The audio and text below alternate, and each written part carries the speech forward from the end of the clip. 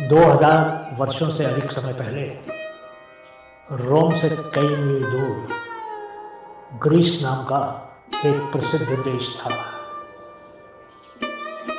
Greece के निवासी रोम के लोगों की तरह संगठित नहीं थे।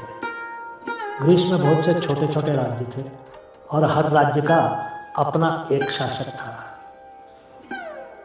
ग्रीस के दक्षिणी भाग में रहने वाले कुछ लोगों को स्पार्टन कहते थे। वो बहुत ही बहादुर माने जाते थे।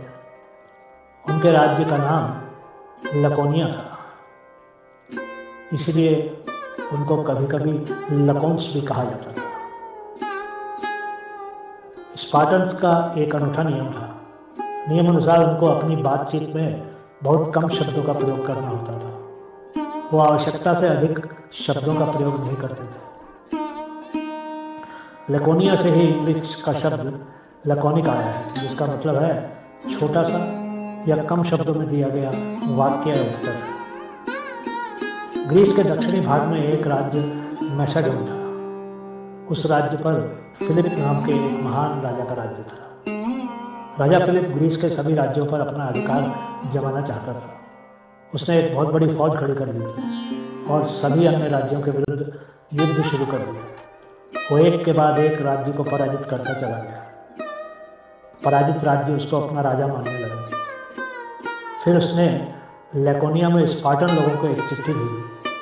उसने लिखा, अगर मैं तुम्हारे राज्य में प्रवेश कर गया तो मैं तुम्हारे राज्य को मिट्टी में मिला दूंगा। कुछ दिनों बाद लकोनिया से उसकी चिट्ठी का जवाब आ गया।